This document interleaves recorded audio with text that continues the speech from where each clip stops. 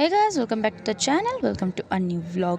তো আগের ব্লগে তোমাদের সাথে আগেই শেয়ার করে দিয়েছি যে আমরা যাচ্ছিলাম চা খেতে। আর এটা দেখে কার কার লোভ লাগছে কমেন্টে নিশ্চয়ই জানিও। কিন্তু যাই হোক, এটা দেখার পর লোভ সামলাতে সামলাতে, কারণ আমরা তো ভাত খাবো না হোটেলে, তাই চলে যাচ্ছি আমাদের চা খাওয়ার উদ্দেশ্যে। কারণ সকাল থেকে না দুধ চা পেটে পড়েনি, তো আমার মাথা একদমই কাজ করছিল না। সেদিনকে কিন্তু একটা বিকট গরম ছিল, মানে ঠান্ডাকালে যে এরকম একটা গরম পড়তে পারে বাতকুল্লার মতো, মানে মায়াপুর বাতকুল্লা এইসব জায়গায়, এটা আনএক্সপেক্টেড ছিল। যাই হোক, একটা এই দোকানটাতে ঢুকলাম। তো এই দোকানে ঢুকলাম অ্যাকচুয়ালি কচুরি খেতে, বাট উই আর ডিসাইডেড কি এখানে খাবো না, কারণ যেহেতু দুপুরের আমাদের লাঞ্চও করতে হবে, প্রসাদ খাবো তার জন্য। তো যাই হোক, তারপর একটা চায়ের দোকানে গেলাম তো চা খেতে। ফার্স্ট ভেবেছিলাম যে কচুরিটাই খাবো, বাট কচুরিটা আমরা ক্যান্সেল করলাম প্ল্যান, বিকজ কি ভাবলাম কি কচুরি খেলে আর ভাত টাত কিছু খেতে পারবো না, আর অনেক কিছু বাকি প্ল্যানও আছে, তো তার জন্য স্টে টিউনড উইথ আস। আর চাটা চলে এলো আমাদের এই করতে করতে, গল্প করতে করতে। আর মেয়েকে দুধ একদম সকাল থেকে খাওয়ানো হয়নি, তাই দাদাকে আমি রিকোয়েস্ট করেছিলাম, রিকোয়েস্ট না অ্যাকচুয়ালি আবদারই করেছিলাম কি বাচ্চাটার জন্য কি একটু দুধ পাওয়া যাবে এক গ্লাস। তো দাদারা কিন্তু একদম মানে নো ডাউট একবারও না করেনি, সঙ্গে সঙ্গে এক গ্লাস, মানে একটা বড় যে প্লাস্টিকের গ্লাসগুলো হয় না, পুরো এক গ্লাস দেখতেই পাচ্ছ ওখানে ভর্তি করে মেয়ের জন্য কিন্তু দুধ দিয়েছিল। তো মেয়েকে খাইয়ে দাইয়ে নিয়ে তারপর এখানে আমি বসে গেলাম আমি নিজের চা খেতে। আর চাটা খাওয়ার পর এরপরে আবার আমরা চলে যাব লাঞ্চের দিকে, মানে ভেতরে চলে যাব মায়াপুরে, যেখানে প্রসাদম ডিস্ট্রিবিউশন হয়। তো চলো আবার সেখানে গিয়ে দেখা হচ্ছে, কারণ সেখানেও লাইন দিতে হবে, প্রচুর বড় লাইন। ফাইনালি মেয়ে এখানে ঘুমাচ্ছে আর আমরা একই লাইন দিয়ে প্রায় অনেকবারই ঘুরলাম। সেটা কিছু করার নেই, লাইন দিয়ে প্রসাদ খেতে হলে সেটা হবেই। আপাতত দাঁড়িয়ে আছে, আপাতত এই যে খাওয়ারও লাইন আছে। এইটা হলো খাবার লাইন, ঠিক আছে। এবার খাওয়ার লাইনের পর লাইন দিয়ে খেতে যাব, তারপরে জানি না কখন কি করব। তো চলো আবার সেখানে। মৃন্ময়দা অত লাইন দেখে, আর আমরা যেহেতু বাচ্চা নিয়েছিলাম সেহেতু কিন্তু অনেক আগে থেকেই লাইনটা দিয়ে দিয়েছিল, তাই লাকিলি আমরা অনেক একদম হাফ থেকেই আর কি লাইনটা পেয়ে গেছিলাম, যেটা আমাদের জন্য খুব লাকি ছিল। আর মেয়ে এখানে ঘুমিয়েই পড়েছিল, আর মেয়েকে আমি তখনও ডাকিনি। আর এই বিশাল একটা লাইন দেখে বুঝতেই পারছো প্রচুর বড় লাইন পড়েছিল কিন্তু। আর সেই দিনকে কিন্তু, আর এটা হলো প্রসাদম হল, দেখতেই পারছো ইস্কনের। তো আমরা 160 রুপিস কিছু আছে, ওই কুপনটা নেওয়ার চেষ্টা করেছিলাম। তো ওখানে একটু স্পেশাল মানে রাজভোগ টাইপের হয়, কিন্তু ওটা আমরা পাইনি, এত ভিড় ছিল যে কি বলবো। তার জন্য আমরা 40 টাকাতেই কুপনটা কেটেছিলাম, কারণ কি কিছু করার নেই।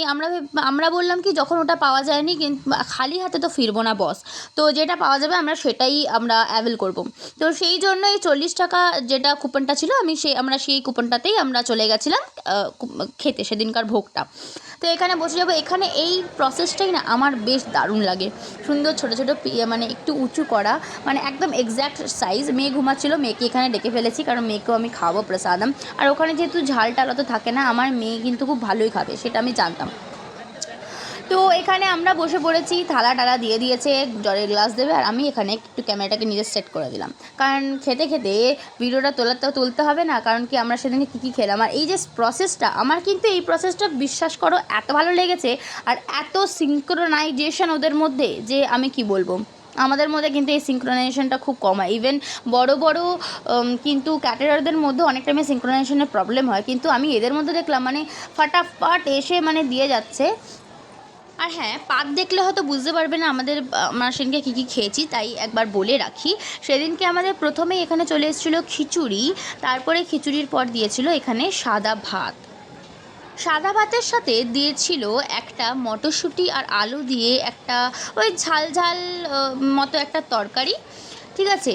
তারপরে এটা খাওয়ার পর দিয়েছিল ডাল আর একটা লাবড়ার তরকারি। টেস্ট কিন্তু ভালোই ছিল বলতে পারো, কারণ যেমনি টেস্ট হোক না কেন, প্রসাদ যখন ওটার মধ্যে নাম জুড়ে যাবে না, ওটার কিন্তু যেমনি হোক না কেন ওটা কিন্তু অপূর্ব খেতে লাগে।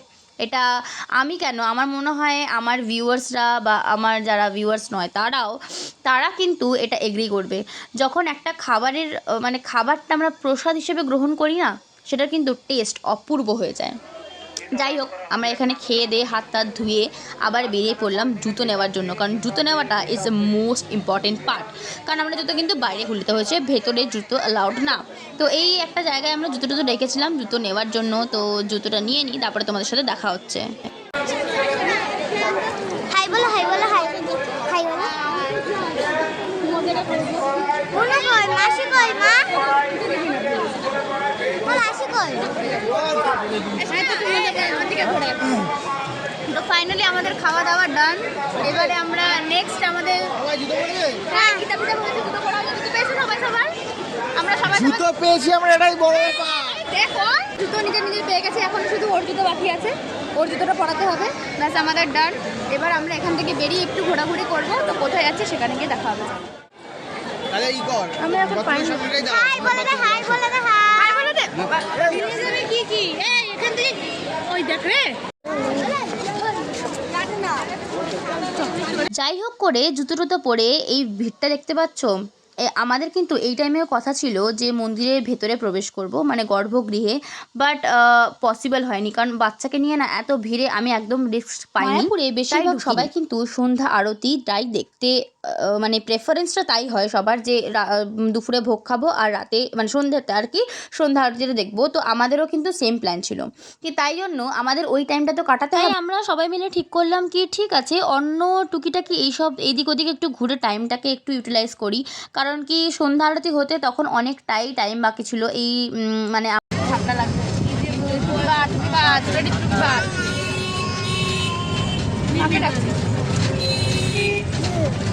কি ঠিক আছে সব।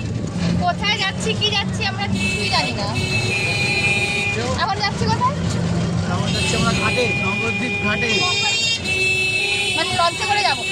লঞ্চ না, লঞ্চ হ্যাঁ নৌকা।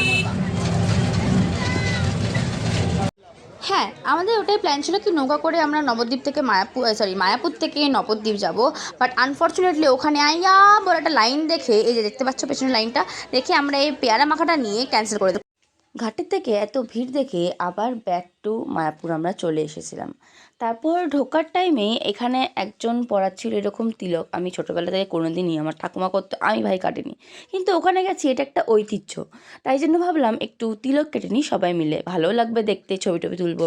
তার জন্য এখানে সবাই কাটেনি, মানে আমরা কিছু সবাই করেনি, আমরা কিছু জনই আছি যারা করেছিলাম। আমার মনে হয়েছিল এর ঐতিহ্য একবার তো ট্রাই করা উচিত, তো তাই জন্যই করা। তো এখানে বুবাইও করিয়ে নিচ্ছে, আর ওখানে এত ভিড় ছিল না, আর আমাদের মায়াপুরের পর নবদ্বীপ যাওয়ার মতো আর ইচ্ছা ছিল না, কারণ এত ভিড় ছিল ওই নৌকার ওখানে যে আমরা ব্যাক টু মায়াপুর চলে এসেছি।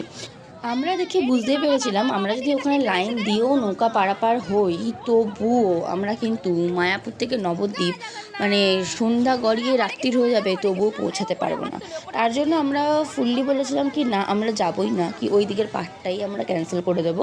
মায়াপুর আমরা মায়াপুরেই থাকি, নবদ্বীপে অন্য কোনো দিন ঘুরতে যাব। তার জন্য আবার মায়াপুরে চলে এসেছিলাম। মায়াপুরে একটু টুকিটাকি এদিক ওদিক ঘুরবো, আর আমাদের অ্যাকচুয়ালি প্ল্যান ছিল সন্ধ্যা আরতিটা দেখার জন্য। এত ভিড়ের মধ্যে আমরা কি আদৌ সন্ধ্যা আরতিটা দেখতে পারলাম সেটা জানার জন্য অবশ্যই স্টে টিউন উইথ আস। আর এখনকার মতো এত দূরই, আবার নেক্সট ব্লগে দেখা হচ্ছে, ততক্ষণ টাটা। আর এই ভিডিওটা ভালো লেগে থাকলে অবশ্যই লাইক শেয়ার অ্যান্ড সাবস্ক্রাইব করতে ভুলো না ফর মোর সাচ ভিডিওস। তো আপাতত টাটা, আবার নেক্সট ব্লগে দেখা হচ্ছে।